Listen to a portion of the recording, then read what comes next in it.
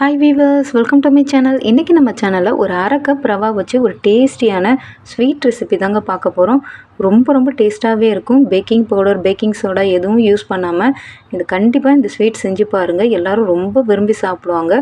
பார்க்க ஹார்டாக இருக்க மாதிரி இருந்தாலும் ஆனால் டேஸ்ட்டு ரொம்பவே அட்டகாசமாக இருக்குங்க. நான் சொல்கிற மெத்தட் படி நீங்கள் செஞ்சு பாருங்கள். ரொம்ப டேஸ்ட்டாக இருக்கும். வாங்க எப்படி செய்கிறதுன்னு வீடியோக்குள்ளே பார்க்கலாம். நம்ம சேனலை சப்ஸ்கிரைப் பண்ண மறக்காதீங்க. வீடியோஸ்க்குள்ளே இருந்தால் ஒரு லைக் பண்ண மறக்காதீங்க. ஒரு மிக்ஸி ஜாரில் 1/4 கப் அளவுக்கு சர்க்கரை எடுத்துக்கோங்க. இதோட வாசனைக்காக 2 ஏலக்காவை சேர்த்து நல்லா ஃபைன் பவுடராக அரைச்சி எடுத்துக்கோங்க. பாருங்கள், இது போல் அரைச்சி எடுத்துக்கோங்க. இது ஒரு வாரமாக இருக்கட்டும். ஒரு மிக்சிங் பவுல் எடுத்துக்கோங்க. மிக்சிங் பவுலில் 2 முட்டையை உடச்சி சேர்த்துக்கோங்க. நம்ம முட்டை உடச்சி செய்கிறதுனால இதில் முட்டை ஸ்மெல்லு கொஞ்சம் கூட வராதுங்க. ரொம்பவே டேஸ்ட்டாக இருக்கும். இதை நல்லா நுர வர அளவுக்கு இது போல் நல்லா அடித்து எடுத்துக்கோங்க. பொறுமையாக இது போல் அடித்து எடுத்துக்கோங்க. நீங்கள் முட்டையை மிக்சியில் கூட ஒரு 2 பல்ஸ் கொடுத்து இது போல் நுர வர அளவு கூட நீங்கள் அடித்து எடுத்துக்கலாம். இப்போ நம்ம அரைச்சி வச்சுருக்க சர்க்கரை பவுடரை இதோட சேர்த்துக்கோங்க. சேர்த்துட்டு கட்டி இல்லாமல் நல்லா மிக்ஸ் பண்ணிக்கோங்க. கொஞ்சம் கூட கட்டிகள் இருக்கக்கூடாது. பாருங்கள், இது போல் சர்க்கரையும் முட்டையும் நல்லா மிக்ஸ் ஆகணும். இப்போ இதோட ஒரு அரை கப் அளவுக்கு வறுத்த ரவா சேர்த்துக்கோங்க. கண்டிப்பாக ரவையை வறுத்து தான் சேர்க்கணும். வறுக்காமல் சேர்த்திங்கன்னா டேஸ்ட் அந்தளவுக்கு இருக்காது. அரை கப் அளவுக்கு ரவா சேர்த்துட்டு 1/4 கப் அளவுக்கு நெய் சேர்த்துக்கோங்க. நீங்கள் இதில் பாதி அளவு நெய், பாதி அளவுக்கு வாசனை இல்லாத எண்ணெய் கூட சேர்த்துக்கலாம். ஆனால் நெய்யில் செய்யும்போது ரொம்ப டேஸ்ட்டாக இருக்கும். வாசனையும் சூப்பராக இருக்கும். ஒரு பிஞ்ச் அளவு உப்பு சேர்த்துக்கோங்க. 1/4 கப் அளவுக்கு நல்லா திக்கான பால் சேர்த்துக்கோங்க. நான் பசும்பால் தான் காய்ச்சி ஆற வச்ச பால் 1/4 கப் அளவுக்கு சேர்த்துருக்கேன். இது எல்லாத்தையும் ஒரு முறை கட்டிகள் இல்லாமல் நல்லா மிக்ஸ் பண்ணிக்கோங்க.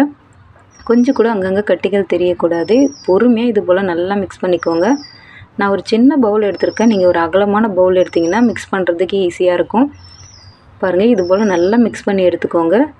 நான் இன்றைக்கி கேக் டின் எடுத்திருக்கேன். கண்டிப்பாக இது அடிகனமான பாத்திரத்தில் தான் செய்யணும். நீங்கள் டிஃபன் பாக்ஸில் சில்வர் பாத்திரத்தில் தான் செஞ்சிங்கன்னா அடிப்பிடிச்சிடும். அதனால் இது போல் அடிகனமான அலுமினிய பாத்திரம் எடுத்துக்கோங்க. நான் கேக் டின் எடுத்திருக்கேன். மிக்ஸ் பண்ணி வச்சுருக்கேன். மிக்ஸிங்கை ஊற்றிட்டு இதை லேசாக இது போல் டேப் பண்ணிக்கோங்க. ஏர் பபிள்ஸ் இருக்கும்.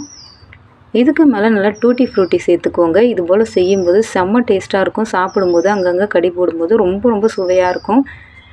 இது போல் இல்லாதவங்க பொடியாக நறுக்கின பாதாம், பிஸ்தா இருந்தால் கூட சேர்த்துக்கோங்க. அடுத்து ஸ்டவ் ஆன் பண்ணி ஸ்டவ்வை நல்லா சிம்மில் வச்சுக்கோங்க. அதாவது மீடியம் ஃப்ளேமில் வச்சுக்கோங்க. நான் ஒரு மண் பாத்திரம் எடுத்திருக்கேன். மண் சட்டியை நல்லா சூடு பண்ணிவிடுங்க. இது போல் ஒரு ஸ்டாண்ட் வச்சுக்கோங்க. ஸ்டாண்டில் நம்ம ரெடி பண்ணி வச்சுருக்க கேக் டின் இதில் வச்சுட்டு மூடி ஒரு 30 நிமிஷத்துக்கு மீடியம் ஃப்ளேமில் வச்சு வேக வச்சுக்கோங்க. இப்போ ஒரு இடையில ஒரு 20 நிமிஷம் கழித்து ஓப்பன் பண்ணி பார்க்குறேன். பாருங்கள், இது போல் தான் இருக்கும். மேலே நெய்லாம் லேசாக பிரிஞ்சு வந்திருக்கும். இப்போ 20 நிமிஷம் ஆயிருக்கு. ஒரு 10 நிமிஷம் மிதமான தீயில் வேக வச்சு எடுத்துடலாம். பாருங்கள், இது ஒரு குச்சி வச்சு செக் பண்ணிங்கன்னா கொஞ்சம் கூட ஒட்டாமல் வரும். நல்லா சாஃப்டாக இறங்கணும். 30 நிமிஷத்துக்கு மேலே வேக வச்சிங்கன்னா கண்டிப்பாக ஹார்டாகிடும். அதனால் சரியாக 30 நிமிஷத்தில் இதை வெளியே எடுத்துடுங்க. பாருங்கள், இது போல் நெய் தனியாக தான் பிரிஞ்சு வரும். ஆனால் வெளியே எடுத்த பிறகு இது நல்லாவே செட் ஆகிடும். பாருங்கள், நான் வெளியே எடுத்துட்டேன். நெய்லாம் நல்லா அடியில் இறங்கிடுச்சு. உள்ளே நல்லா செட் ஆகிடும். இது ஆறின பிறகு பார்த்திங்கன்னா இது சைடில் நல்லா கேப் வந்திருக்கும். நீங்கள் சரியாக 30 நிமிஷத்தில் மிதமான தீயில் வேக வச்சு கரெக்டாக எடுத்தால் மட்டும்தான் இதை திருப்பி போட முடியும். பாருங்கள், இதை வெளியே எடுத்தாச்சு. பார்க்குறதுக்கு நல்லா கலர்ஃபுல்லாக இருக்கும். சாப்பிட்றதுக்கு ரொம்ப டேஸ்ட்டாக இருக்கும். நம்ம பேக்கிங் பவுடர், பேக்கிங் சோடா சேர்த்து செய்கிற ரவா கேக்கை விட ரொம்பவே ஹெல்த்தியாக இருக்குங்க. இப்போ நான் இதை கட் பண்ணி காமிக்கிறேன்.